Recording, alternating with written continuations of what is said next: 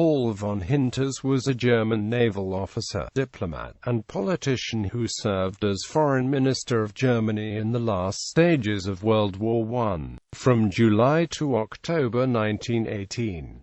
Upbringing: Paul Hintze was born in 1864 in the little town of Schwedt, approximately 80 miles northeast of Berlin. The Hintze family was part of the hard-working German middle class of the Prussian country towns. Schwedt only had 10,000 inhabitants, but because the city is located on the Oder River, it benefited from trade. Paul's father owned a tobacco plant, making cigars of the raw tobacco he imported. He also had a seat in the city council. The Hintze family was one of the best regarded and wealthiest in town. Paul attended the humanistic gymnasium and graduated with a baccalaureate in 1882. Rather than serving the mandatory year in the military, he joined the Navy as an 18-year-old.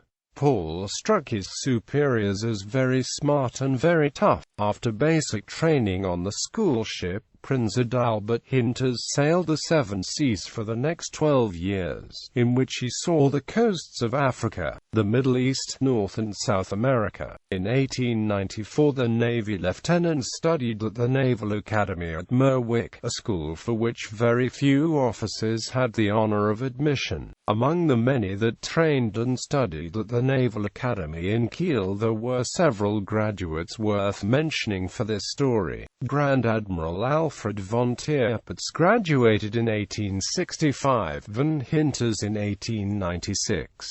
Carl Boyd, 8 years von Hintze's junior, joined the class of 1894. After serving in active duty in the Far East, Boyd became German naval attaché in Washington in 1912 and worked for then Ambassador von Hintze in his partial responsibility for Mexico. Franz von Rintelen, the son of a well-known Berlin banker, graduated in 1905. Rintelen was to become a notorious German sabotage agent in the United States in World War I. All three worked for Grand Admiral von Tirpitz, who became the loudest voice clamoring for unrestricted submarine warfare in the Great War. After Paul Hintze completed his studies at the Naval Academy in 1896, he joined the Naval Command in Berlin. Military service. In 1898, Rear Admiral Tirpitz commissioned Navy Captain Hintze to join the East Asian Battle Group as a flag lieutenant, the liaison officer to the German Imperial Naval High Command. In this capacity, Hintze faced an outraged Admiral George Dewey when the German Navy obstructed Dewey's efforts to subdue the Spanish in the Philippines in the Spanish-American War. German ships had operated so close to the U.S. Navy that Dewey had to employ searchlights, which gave away the American positions to the Spanish. Dewey also had declared a blockade and accordingly expected any naval vessel to allow search parties to board. Naturally, the proud German Navy rejected this infringement on international law. Hintze never commented on his confrontation with Dewey, which must have been so heated that news stories about it could be found 20 years later. According to newspapers, Dewey told the German naval officer, "If he wants a fight, he can have it now." Cooler heads prevail. Rather than shooting out the differences, the German fleet found a way to compromise with the Americans and eventually left the Philippine theater. Ambassador Johann Heinrich von Bernstorff commented on the affair in his 1920 memoirs. According to the ambassador, the underlying cause of the aggression was that Germany tried to acquire the Philippine Islands after the U.S. had declared it did not want to hold on to them in the long term. Misunderstanding had occurred, as a result of which the Berlin Foreign Office had acted in perfect good faith. In the public mind in the United States, however, the feeling still rankled that Germany had wished to make a demonstration against the government. Quote, "It was unfortunate that Hintze had to find himself in the middle of this misunderstanding." Diplomatic assignment to St. Petersburg. In 1903, the Navy dispatched the 39-year-old and experienced naval captain Hintze to the German embassy in St. Petersburg. His social suaveness, his empathy for the idiosyncrasies of other people made him quickly establish friendly relationships. Quote, "He had been a popular commander at sea. Is the new naval attaché to St. Petersburg. Hintze occupied a critical position in the embassy. Emperor Wilhelm II became extraordinarily interested in reports from Tirpitz, Protege. Hintze's assessment of Russian politics and the quality of his intelligence soon caused the Kaiser to use Hintze for most sensitive missions between the German government and the Russian Tsar. Never trusting of the Foreign Office, the Emperor preferred communication with his cousin Nicky to go through naval attaché Hintze. In 1905, Hintze joined the two emperors in a summit meeting in the Swedish city of Björkö. A year later, Hintze received the title Flugeladjutant. Quote, "This promotion, in a roundabout way, made him the direct representative of the German emperor in Russia, a position that in many ways was more powerful than that of the ambassador." Hintze's close relationship with the two emperors and the circumvention of the Foreign Office by the Kaiser made him a long-term target of career diplomats in the Reich. In 1908, Wilhelm II made Hintze into a nobleman with the title of Baron that could be inherited. As such, the middle-class tobacco merchants of Schwedt became nobility. Von Hintze also received the promotion to Rear Admiral that year. Ambassador in Mexico. Is the German ambassador to Mexico, Karl Wenz, left his post as the result of an illness.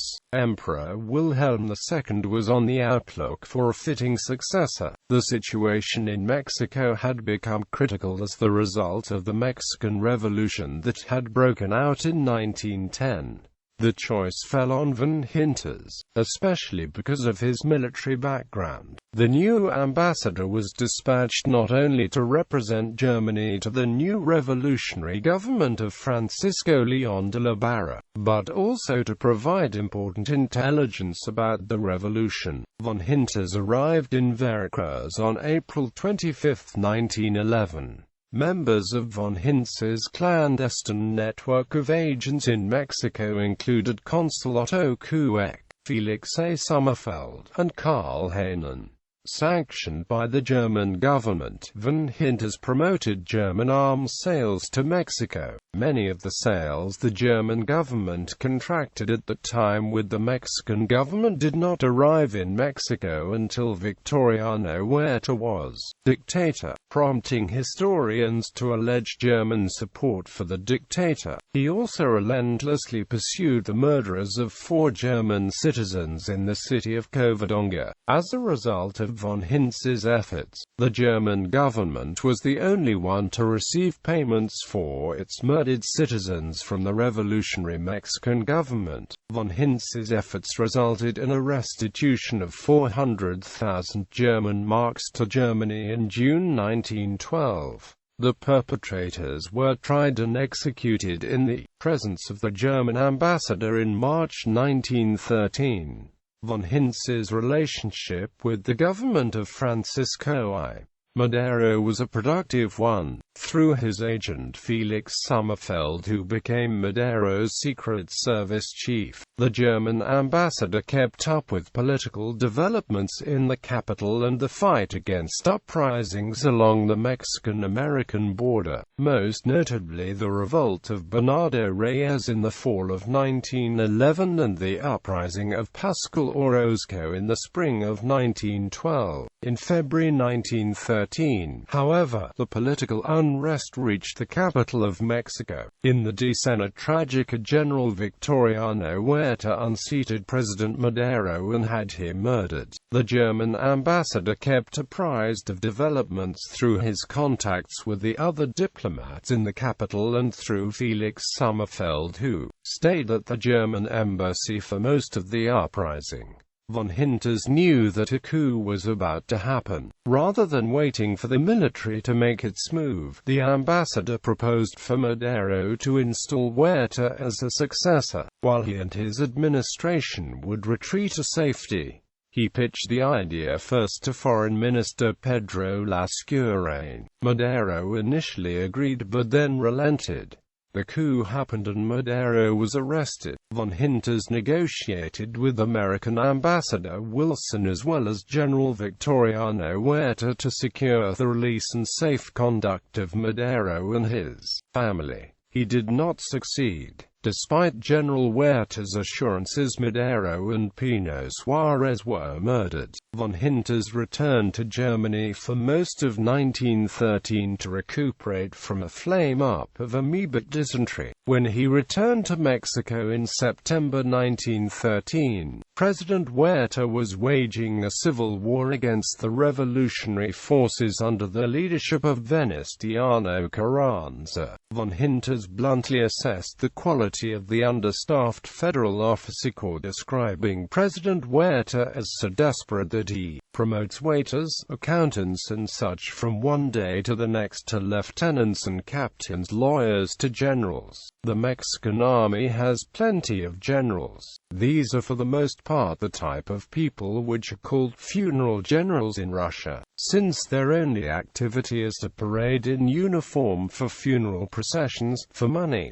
One has to expect worse losses than Alvarez Cannon, Torreon and Durango, since now the generals who so far remained in the salons are sent into the battlefield. Von Hintze correctly reported to Germany in the beginning of 1914 that Huerta was finished. Generals Pancho Villa and Alvaro Obregón were dealing Huerta one military blow after another in the field. The final nail in Huerta's coffin was the United States occupation of Veracruz on April 21, 1914. Von Hintze's role in the causes of the intervention is under dispute. The fact so that the German HAPAG ship SS Ipiranga had large amounts of arms and ammunition on board destined for the Huerta regime. American forces sought to prevent these weapons to land and occupied the harbor of Veracruz as a result. Ambassador von Hintze officially requisitioned the Ipiranga to serve the German Navy as an auxiliary cruiser to carry German refugees.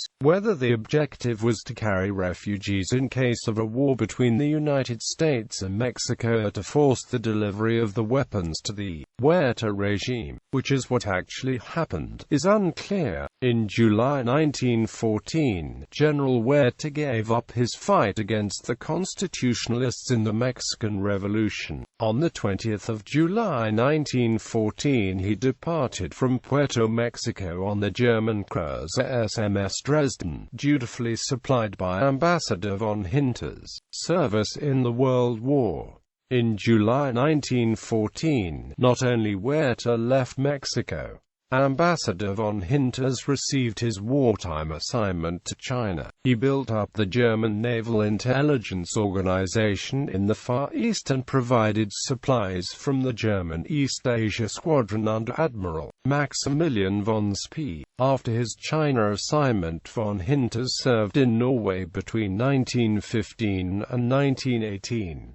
Despite his lack of political experience, von Hintze was appointed foreign minister on July 9, 1918 following the resignation of his predecessor, Richard von Kuhlmann, who had fallen afoul of the military high command, led by Field Marshal Paul von Hindenburg and General Erich Ludendorff, who effectively governed the country. During his time in the foreign ministry, Hintze pushed the Kaiser towards liberalization of the government and was involved in the discussions which led to the decision to seek an armistice at the end of September. After the resignation of the government of Chancellor Georg von Hertling on October 3, Hintze was replaced as foreign minister by Wilhelm Soll.